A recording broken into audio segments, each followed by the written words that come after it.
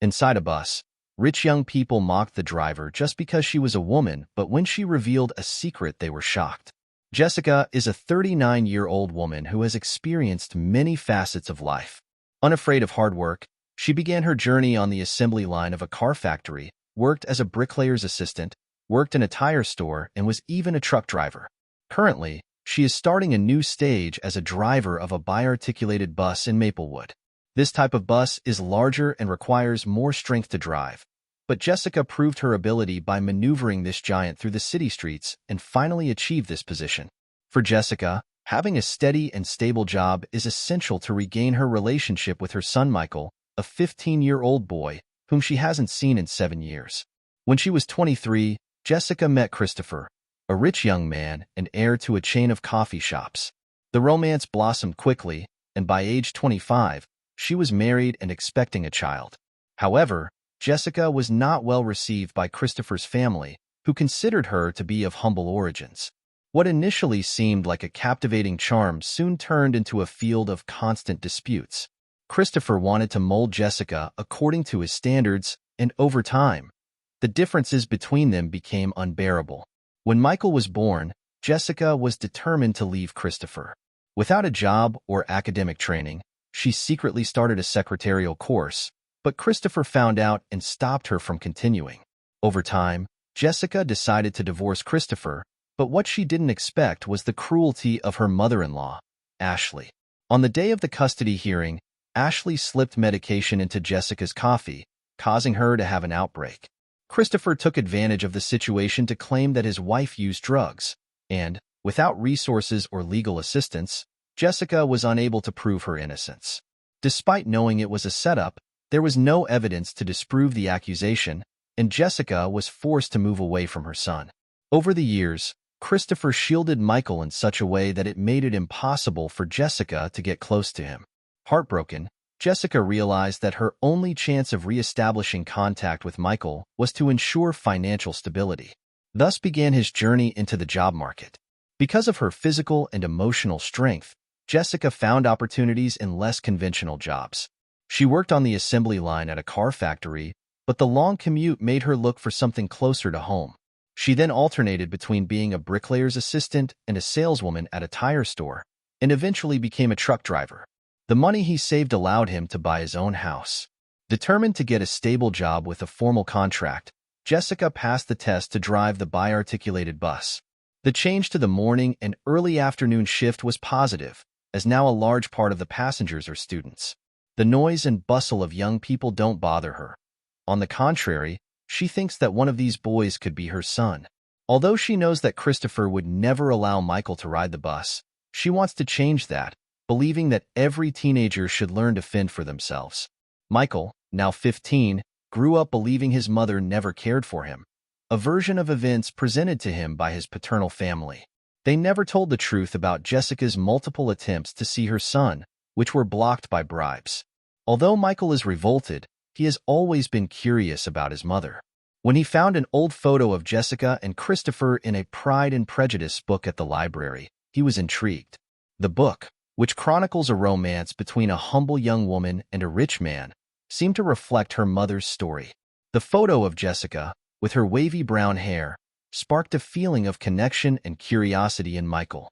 Your own hair, when it grows out, adopts these waves, something your grandmother tries to avoid cutting. Michael also shares Jessica's look and nose. Keeping that photo is his way of preserving a connection with his mother who, according to the official version, abandoned him. Jessica, in turn, continues her struggle to settle down and have a stable life, maintaining the hope of one day getting back together with Michael, knowing that each effort brings her a little closer to that goal. Michael had made a decision. That would be his secret, a mystery that would never be revealed. A student at one of the most renowned and expensive schools, his routine was marked by the constant presence of Matthew, the family driver, who daily took him to and from school. Most of Michael's colleagues also had a private driver or were driven by their parents.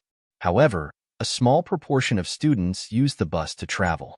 While some of these students understood that their parents' choice of public transportation was intended to teach them to be more independent, others, like Joshua, found this idea completely absurd.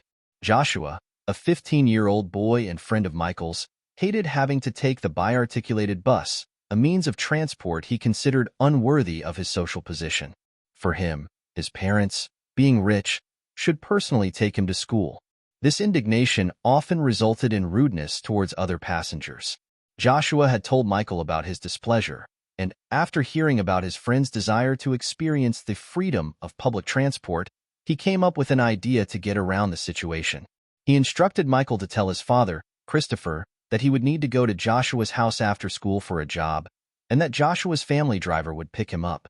With that, Michael could take the bus for the first time and experience the sensation that Joshua had described as so fascinating. Joshua assured Michael that just one trip would be enough for him to be grateful on his knees for having a dedicated driver. The news about the adventure spread among schoolmates, and soon the game turned into a small excursion.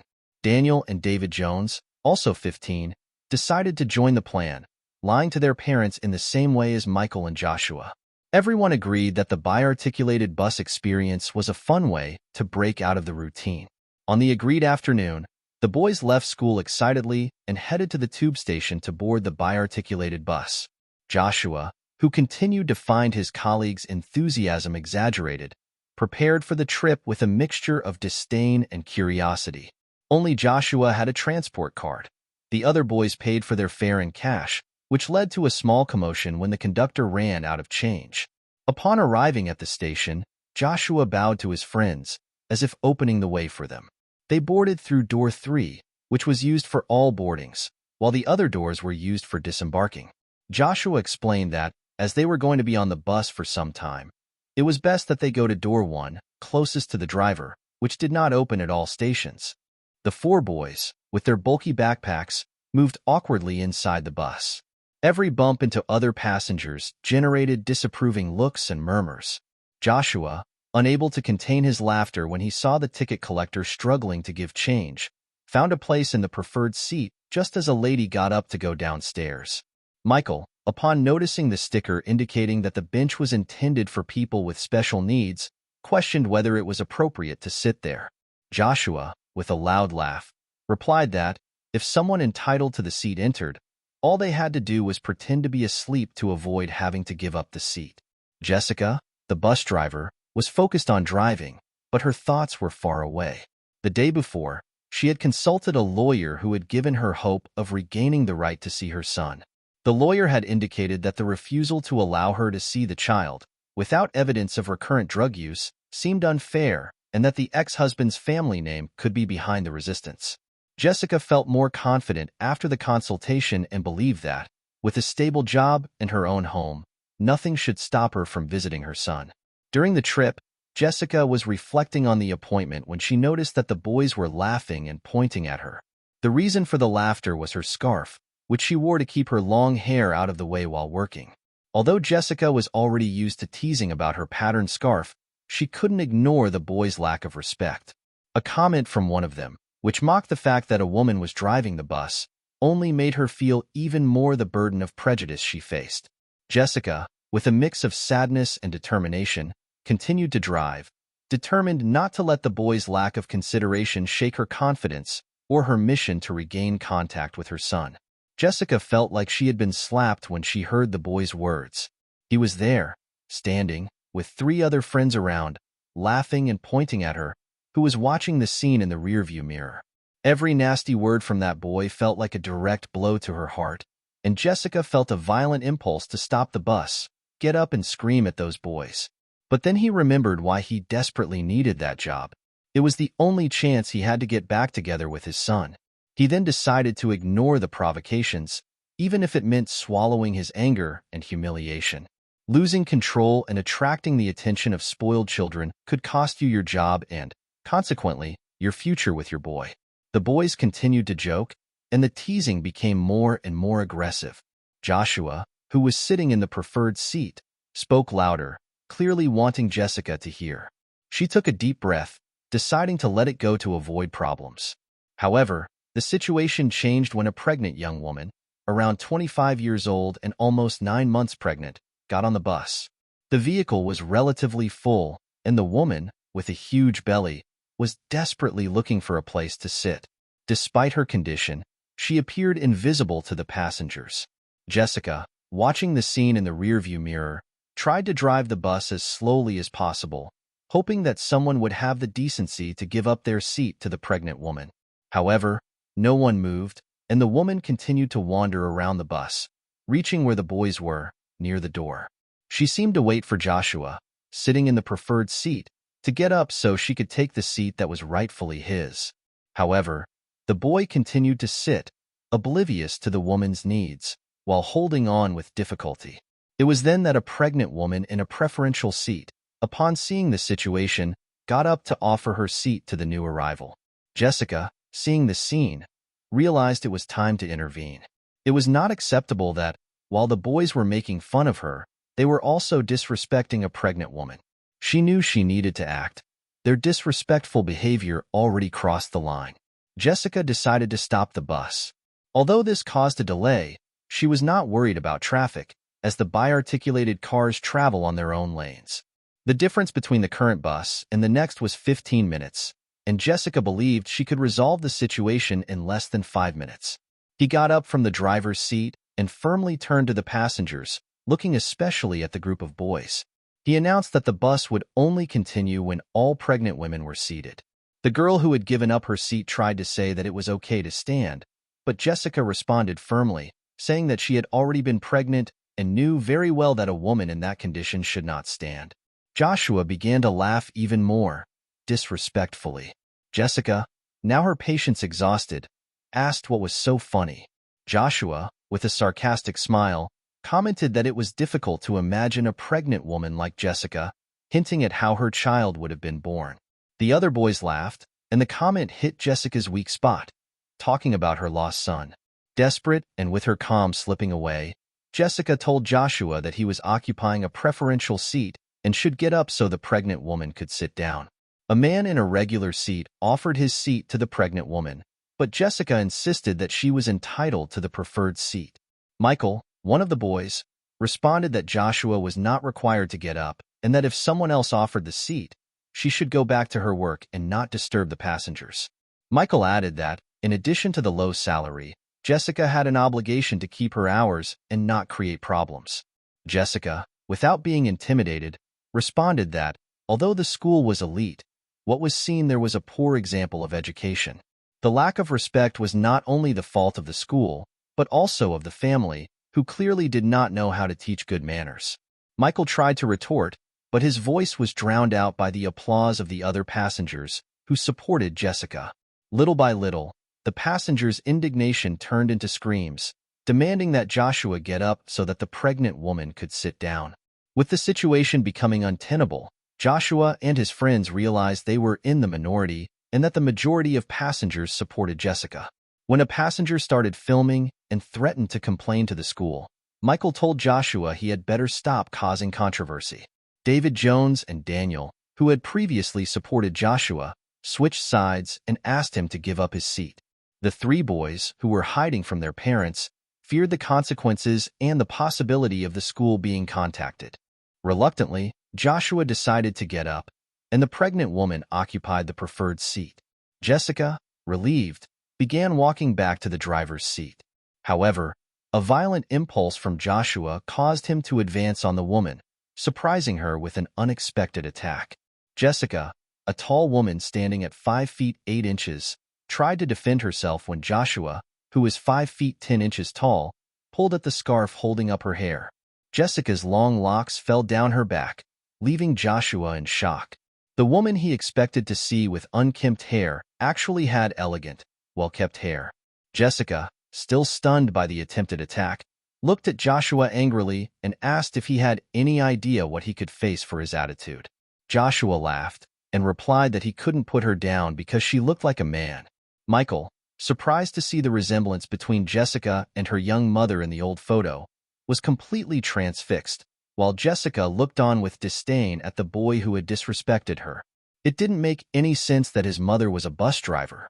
Jessica decided that if this boy wasn't held accountable, she would call the city police to file a complaint. If he let it go, he might do something even worse in the future. Daniel and David Jones desperately tried to convince the woman not to call the police, fearing that they too would get involved and that their parents would find out about the situation on the bus. Looking at Michael, who was motionless, they assumed that the fear of being discovered by his father was what made him stay so quiet. However, Michael was struggling to process reality. He was trying to understand whether the woman behind the wheel of the bus was, in fact, his mother, the same one he believed had abandoned the family. His friends thought that Michael's mother had died, as his grandmother had informed him, to prevent him from being punished at school for being abandoned. Michael was trying to formulate the question he so wanted to ask the woman, although he already knew the answer due to the striking similarity to the photo he had.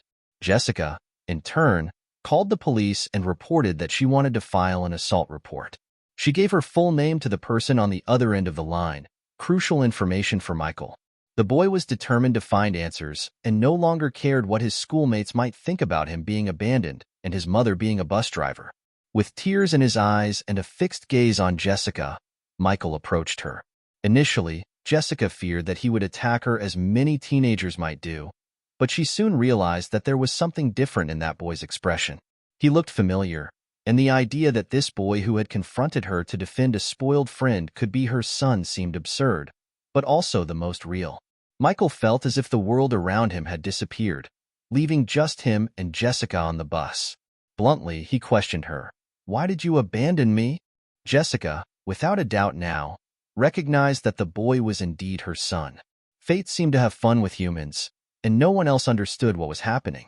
Jessica couldn't hold back her tears when she saw her son after so many years. Michael, once again, looked at her with a look full of pain and asked, "Why did you abandon me? Wasn't I a good son? Have you never loved me?" It was then that Jessica realized that Christopher and Ashley had probably lied to Michael to explain their absence. Heartbroken, she replied, "I never abandoned you, my boy. Since the moment they took you from me, there hasn't been a single day that I haven't thought of a way to get you back in my life." Jessica stretched out her arms, wanting to hug her beloved son. Michael, involved in an internal battle, had wanted all his life a chance to meet his mother, but now he found himself doubting whether he could believe that she hadn't really abandoned him. It was years of hearing from his grandmother, the closest figure to a mother he had, and his father, that Jessica had left him because she never wanted to be a mother. How could I believe that all this wasn't true? Michael was confused, and the other passengers on the bus were also perplexed. Joshua asked Michael about the strange revelation that the driver who looked like a man was, in fact, his mother. Michael, almost in a trance, looked at his friend and angrily stated that any disrespect towards his mother would not be tolerated. Jessica, even though she was against violence, felt a silent pride when she saw her son willing to defend her. At that moment, a municipal guard vehicle stopped next to the bus. The police officers entered and went directly to Jessica to understand what was happening. Joshua had assaulted Jessica, and he questioned why she didn't mention that she had also argued with Michael.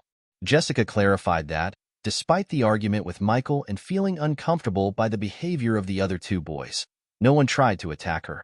Therefore, the only person responsible for the aggression was Joshua. Daniel and David Jones breathed a sigh of relief. Michael was still focused on understanding the unusual situation. Joshua was taken by municipal guards, who said they would call his parents to pick him up. The boy would have to face some form of responsibility for the assault, even though he was a minor. Jessica looked at Michael and told him that she needed to take the bus to the terminal, but that her shift would end there.